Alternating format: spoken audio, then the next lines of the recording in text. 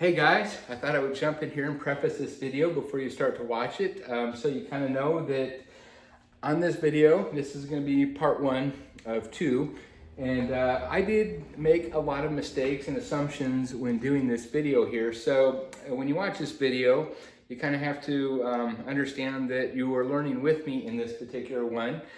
And because I'm kind of in uncharted territory here, even though I know the engine real well, in this particular one we have an engine problem and we're trying to troubleshoot it. And I've had to deal with some things that I hadn't had to deal with in the past. So as I go through it, there are some assumptions I make that are not correct. So if you watch this part of the video, I might say something and you go, yeah, that's the way to go, and then do that to your car. Please don't. Watch the thing all the way through to see how I actually get through it. So anyway, with that said, let's go ahead and start the video. Hello and welcome back to Matt's Automotive Channel. It's been a little while since we've had a video on the 97 Cobra, and the reason for that is it's been running just fine until now. My son had this car out the other day, taking it to work, and at lunch he went through a drive-through, and the car was running fine, and then all of a sudden it started to make a ticking noise. And as he sat in the drive-through, it got worse and worse and worse. And I'll show you what I'm talking about here and show you what it sounds like now. All right, so here we go. I'll start this up real briefly because I think running the motor is probably causing it more damage. So here we go.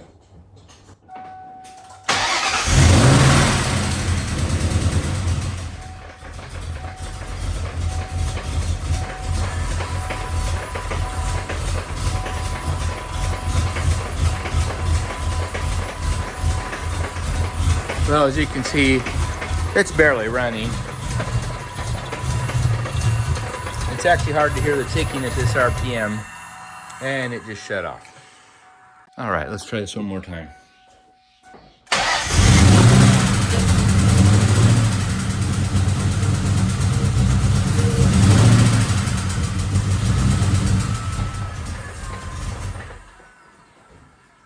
All right, as you can see there, it does not run very well. It doesn't even want to idle. In fact, it just oftentimes just dies while it's idling. But when it idles at its normal RPM, there's definitely a loud ticking noise coming from this side.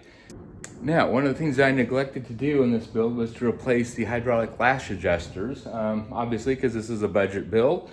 And I'm thinking now I maybe should not have done that. We did replace a couple of the cam followers because the rollers had a little bit, some pitting in it, and also had a fair amount of resistance on the roller itself, which meant the bearing was starting to go. So we did replace those, but we left the lash adjusters as is.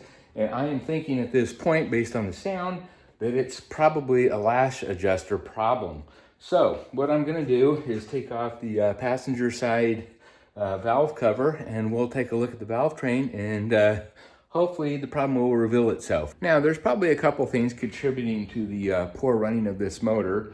One of the things I did not mention before, well, actually it didn't show up until we've driven this thing around for a while, is it did throw an engine code, and apparently it has to do with the O2 sensor, Bank 1 sensor one, which is the upstream sensor on the passenger side.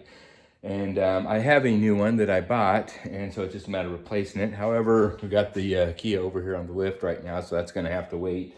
But I can definitely get into the valve train here and the valve cover, so I'm going to do that. Another thing that could contribute to it running poorly is the fact that it has an IMRC delete. And I don't know if this car was ever tuned for that IMRC delete or not. But anyway, that would contribute. And then you also throw valve train issues or bad lash adjusters into the mix. And then, yeah, now all of a sudden you have an engine that's running very poorly. So anyway, let's go ahead and get that valve cover off and see what we find.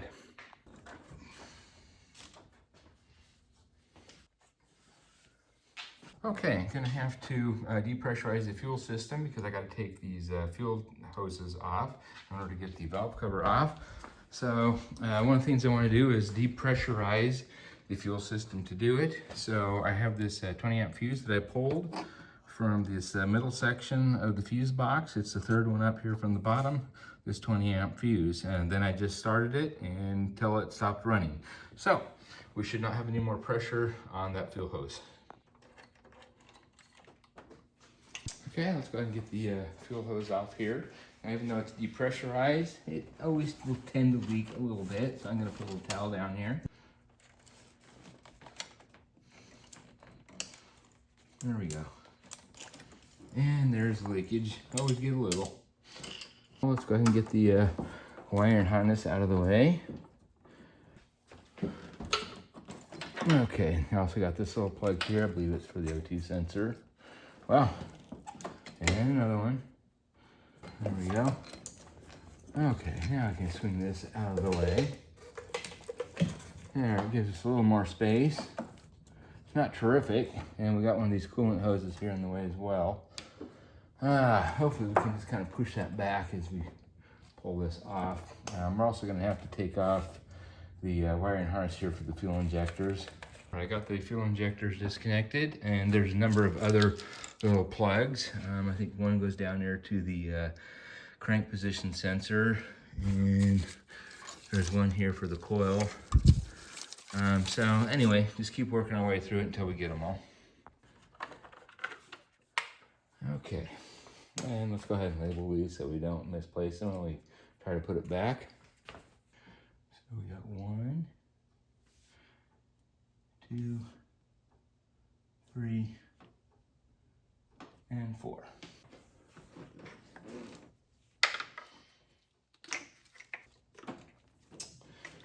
Okay, we'll just swing these out of the way for now. Okay, hopefully we have enough room here. This looks like it might be a little bit of a problem. Hopefully we can work around that. We'll see. The only thing holding this valve cover on are these 10 bolts. There's 2 up here, off kind of to the side, and then the other 8 are just kind of in line right there. So we'll go ahead and pull those off. Okay, I got all the bolts out, so hopefully we can just lift this out. Don't have a whole lot of confidence that that's going to work very well, but let's give it a shot.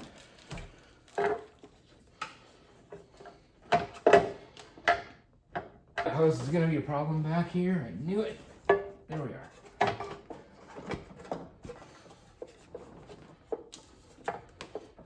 Come on. There we are. I got it. There we go. Okay. Hopefully something will be doing in here.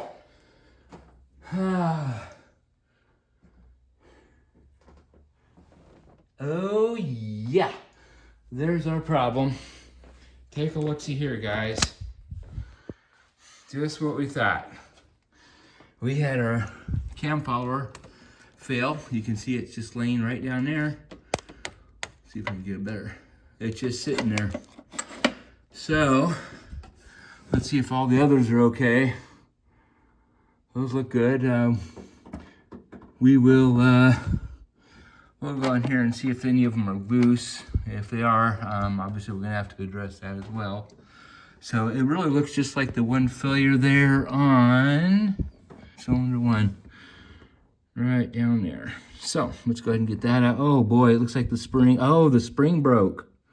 Look at that. We got a broken spring right there. Okay. And let's see, the cam lobe. Let's see, that's looking kind of okay. It looks nice and smooth. No issue there. So maybe this will be a fairly easy fix. Let's hope so. Let's go ahead and extract that. And there we are. Doesn't even look like there's damage to this. It looks like perhaps maybe just the spring failed. I think we're going to go ahead and replace the hydraulic lifter anyway. Not exactly sure what the cause is, but it looks like this is going to be a fairly easy fix. Let's see, the gasket stay down here, but that's probably because right where the valve cover meets the head, there's always, we put a little RTV there because there's a little crack that could potentially leak. So we'll go ahead and pull that. Wow, that's really on there. Okay, there's our valve cover gasket. It looks as if though, even though that spring is broken, that it kept enough tension to keep that valve closed, so hopefully there was no contact valve to piston. I'll go ahead and take that plug out, and we'll get the bore scope out and just take a look at the inside to see if there's anything funny in there. But if it looks good and clean, I think we really lucked out here. Okay, let's go ahead and pull this plug out.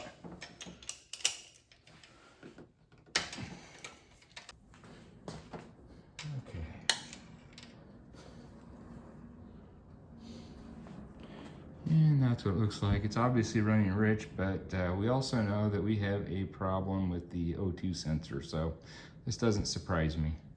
Let's see, while we're at it, let's also go ahead and pull the valve lash adjuster out. And let's see. You know, that is rock hard. So I don't think that this failed. I mean, I can't push in on it at all. So maybe it was just a spring that broke, and that was the whole cause of all of this. All right, guys, got the bore scope out here. Let's take a look down here. Another thing I'm going to want to do is just a leak down on this. We'll clock the engine so all those valves should be shut, and see if we have something similar as to when we first built the motor, because I'm not going to be able to look up at the valve itself. But if something's damaged or came apart, we should be able to see it down here in the cylinder. Oh boy, that's it. Okay, it's right at top dead center, so I don't see much here. We're gonna have to clock this thing down so we can get a better look at the top of the piston. Okay, we got it clocked so the piston's all the way down now. So let's take another look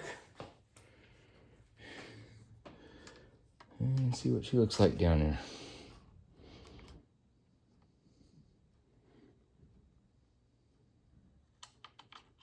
What the heck? Oh, that's just some oil. Looks like right over here. So it looks like we got a fair amount of oil going into the system. All right, so anyway, it looks like there's a fair amount of oil down there, but I guess that would make sense. If we have a busted spring that's not keeping that valve maybe fully sealed, we could have some leakage from the top of the head back down through that valve. So, yeah, that might be all right. So anyway, the thing I have to worry about now is that valve dropping all the way down to the piston. If it does, that's a big deal. So what I'm going to do is get that piston back up to top dead center before I start playing around with that spring. Okay, as I rotate the crank, this rod should come back up, and when it tops out, I'll know the cylinder's at top dead center. That way, when I start messing around with the spring and the valve, if the valve does start to fall all the way down, it'll hit the piston first and prevent it from falling completely into the combustion chamber. So, let's go ahead and turn this motor until that is at top dead center. And it would be nice if it was on the compression stroke, then we can do a quick leak down too and just see if everything's sealing properly. There we go, coming back up, slowly but surely. There we go. And we can tell if it's on the compression stroke just by looking at these cam lobes. If these cam lobes are pushing down on the valves, it's obviously not the compression stroke. And looks like the intake side, it is not. And yep, here's the base lobe here. So yeah, it is pushing down. So I'm gonna have to rotate it another turn until I can get all these lobes facing up, which means all the valves should be closed. And we want that cylinder at top dead center to prevent the valve from falling down into the combustion chamber. All right, I got the motor turned again, or the crank turned again. So now all the cam lobes, as you can see here, for cylinder number 1 are in the upward position. So that's going to be the compression stroke. So all the valves should be closed right now. So let's go ahead and put the leak down on it and just see if we have any kind of leakage. That will help us ensure that the integrity of this motor is still good. All right, guys, I did get the valve spring out of here, and you can see right there it's missing. And with the number 1 cylinder at top dead center, this is as far as the valve goes down. It hits the piston at that point. So I don't have to worry about the valve falling in, but now I do need to keep the motor positioned with the piston number 1 at top dead center. Otherwise, I risk losing this valve into the combustion chamber. Now, over here, Here's the spring that I removed. And oddly enough, it didn't just break in one spot, it broke in 3 different spots. And there's the retainer and then the little keepers that I pulled out. And then here's the brand new spring that I got from Comp Cams. And in case you're wondering, there's the part number. And it is for the Ford 4.6 liter 4 valve. So that spring used to look like this one. Now, the challenge that I have is getting this back in without removing the head and the cams and all that sort of thing. I don't know if it's possible, but I'm going to have to try to find a way where I can just put this in and put the keeper, the retainer and all that back in there, hopefully without doing anything too major. Okay, I'm already noticing maybe a challenge I'm going to have here. Here's the top portion of the broken spring where the retainer just kind of falls in there, nice, flat, level. However, on this new one, this area is a little bit thick, and as you can see, does not want to go all the way down. So there is some differences here. I may have to trim off part of the top of that spring in order to get this to fit. It's always something. You go to aftermarket, you end up with issues like this. Now, I kind of laid the old spring together here best I could, just because I wanted to compare the size, and it looks like it's the same size. So really, the only difference here is going to be just this top part with the little key press to fit in. This is just too wide, so I think I'm going to get the Dremel and then just kind of hone this out here a bit, so this will drop down in here nice and even, like it does in the factory spring. I also wanted to just compare the diameter. The overall outer diameter here, this is the bottom part of the old spring, and it looks like it matches up perfectly here with the old one, so it's definitely the right size. It's just this top part is the problem. One other thing I wanted to point out, before I pulled the old spring out, I was worried about the keepers or any of the metal debris falling down into the little holes that reside down in the bottom here that feed back into the oil pan. So that's why I have those towels, rags, and tape there to prevent any debris from getting into the oiling system. So real important. And I also covered these as well, just so nothing will fly in there when I'm trying to reassemble this. All right, let's try to widen that gap just a little bit.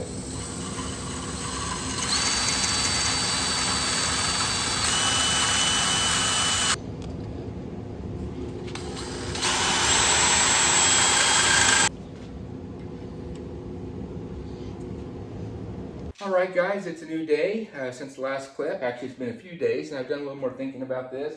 And I've kind of changed my mind on the order in which I'm going to attack things. As you know, I already have the spring off and the keeper and everything from the valve. And if I were to do a leak down test at this point, one of my fears is applying pressure to that cylinder number 1. And sometimes when you apply pressure to it, if it's not right at top dead center, it'll turn the motor and then push that piston down. And since there's no keeper or anything on the valve to hold it in place, it could potentially fall down into the cylinder. So I don't want that to happen. So I'll do that later. And I do feel good about the valve being straight and not making contact with the piston. We obviously looked at the top of the piston with the bore scope, and it looked fine. I also, with the piston all the way up, I can push the valve down till it hits the piston and then rotate the valve, and it feels perfectly uniform all the way around, so I don't believe it's bent or anything. So I still feel really good about the condition of this motor. However, trying to get the new spring in is really the next big challenge. Usually before I do something like this, I go on YouTube and look around and do any kind of research I can, find somebody else that may have had this problem, and I'm not having any luck. What I'm finding is I don't think I'm going to be able to put the new spring with the cams in place. They're just in the way. I know there's a special tool that you can use that kind of pries against the cam and then pushes the spring down. However, my access here is very limited. Usually all the videos that I've seen with people using that tool, it's with the engine out of the car, so much better access. We have very poor access here. So I think I'm gonna have to remove these cams. Now, how am I gonna do that without tearing all this stuff apart? I don't want to take the whole timing cover off and timing chain and all that. So anyway, that's my next big challenge. So I did purchase one of these little cheese wedge things that you can push down into the timing chain in between the guides. And basically what the purpose of doing that is to prevent the chain from moving around the crank and keep the timing. And so as long as you mark where the chain is in relation to these cam sprockets here and get it put back together that way, you shouldn't have to deal with any of the timing issues. However, this particular wedge is not made for this model car. And in fact, let's see, when it comes to the Mustang, this thing is only good between 2005 and 2010. And I think that's because they got the cam phasers on the new one, and it's easy to slide the cam phaser off once you unbolt it from the cam. So let me show you what I'm talking about. I think I'm going to run into some difficulty here, and let me show you why. Okay, I'm pretty sure I can still put this down here and then lock it in. That's really not, actually, you know what? I can't even do that. It just doesn't fit. But anyway, the other problem that I'm gonna have is if I try to pull this cam sprocket off, if you look here, the clearance is extremely minimal. So, you know, it has to come this way, and I think it's gonna hit here before this comes off. As you can see, this thing's fairly thick. I believe it's thicker than the amount of space I have here. So I'm probably gonna have to unbolt the timing cover at least a little bit and move it out. Hopefully I can move it out and then get this piece in there and then get this off and then pull the cams. I don't know. I've never seen a video on this. I think I know why now, because this is very challenging, and I think most people would probably just pull the whole thing off. And that may be what I end up doing, but I'm gonna try to avoid the additional work of doing that. So anyway, let's go ahead and get started and see what we can do. I had another couple thoughts. Since this is just a little too fat to fit in here, you can see how it's supposed to go down in there and kind of wedge things together and prevent the bottom part of this chain from moving. This is just too thick to get in there, so I thought about just trying to shave down the sides of this, make it narrow enough to get in there. Now, before pulling any more of this apart, I went ahead and just labeled the top of these plug wires here, just so I don't have to think about it on reassembly. Now, there's 4 here, but they don't necessarily feed just this side. Some of them feed the other side, and some from that side feed this side. So anyway, I went ahead and labeled them. So I'm gonna pull these off and then try to get all of this out of the way.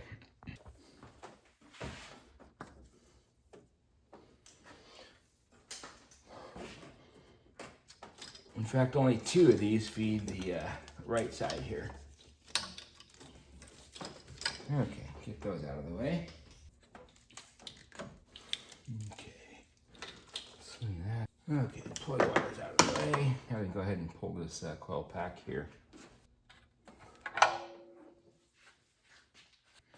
All right, guys, I took this to the grinding wheel and just made it a little narrower. So now it does fit down in here. And there we go.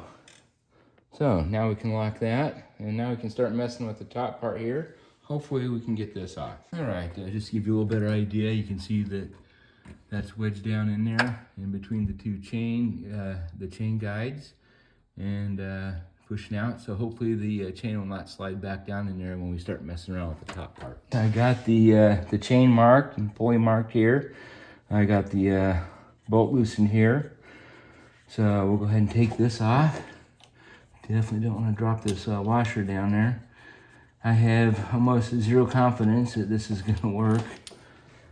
I think the pulley's just too wide.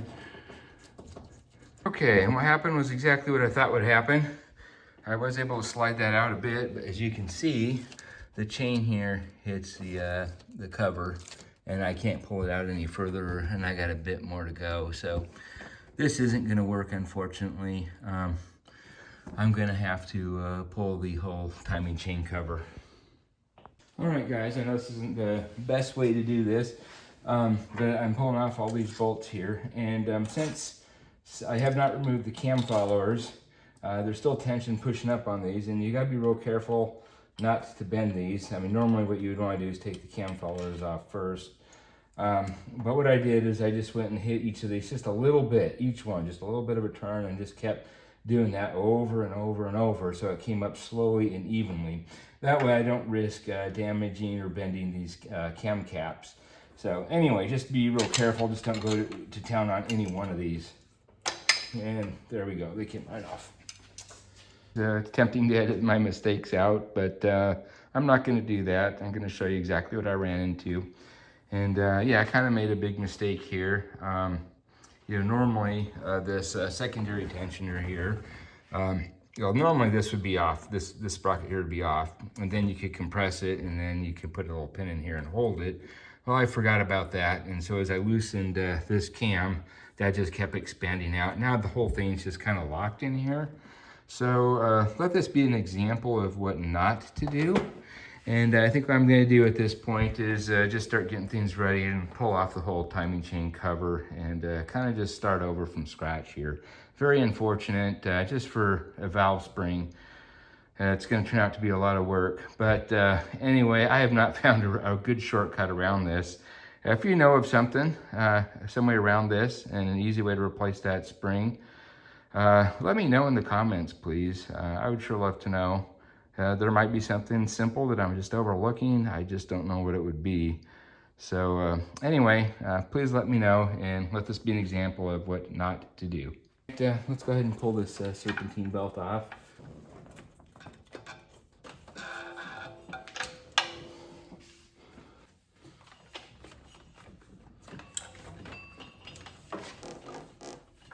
There we go. Next, I'm going to get the other coil pack out of the way. I went ahead and labeled the cylinders that they go to, and we'll also get the power steering pump reservoir out of the way. So let's get that unbolted next.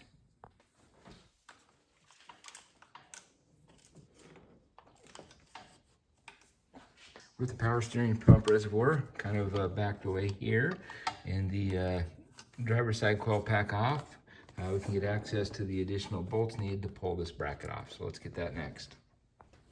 Okay, to give us just a little bit more breathing room, let's get the battery out of the way. Okay, and let's keep pulling some bracketry here. There we go, now we're getting better access. I'm still going to try to do little as possible here. And it looks like the next thing that would need to come off is the power steering pump pulley, which is down there. And of course it requires a special tool to get it off, which I have, but it's kind of a pain in the butt. And it looks like there is some space in there between the timing chain cover and the pulley. So what I'm hoping to do is just get these bolts loose here, pull them out actually. And hopefully with all the bolts out, that would give me enough room to just get this cover out enough to get this one pulley off. If I can do that, I think I'm golden. So hopefully that'll work. I'm not sure, but I'm gonna give it a try. Since I'm now thinking about doing a half-assed job, pulling this valve or timing chain cover off just partially, I won't have access to the timing marks and everything down on the crank. So I'm gonna put this timing chain wedge back in here in hopes of not losing any timing there. So I don't know, we'll see how things go. You're learning with me.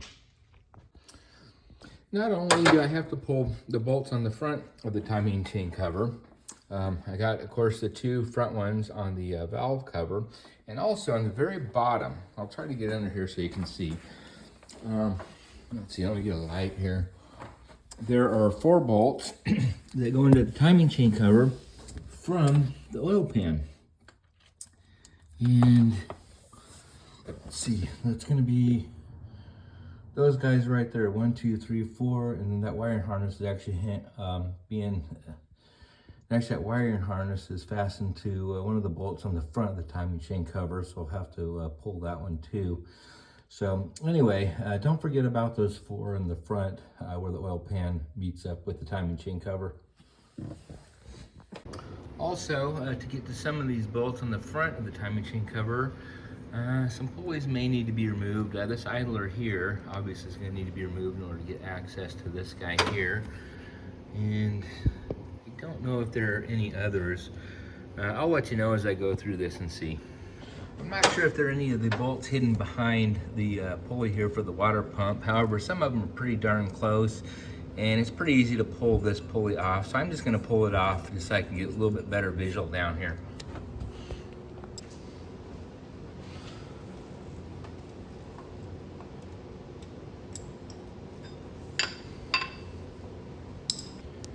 the water pump pulley out of the way, we can have a much better look at the bolts that we need to remove. Before we start removing any of these front bolts, we want to take good note of where these studs are. We definitely need to get the studs back into the same position, so definitely take note of that before you remove any of these.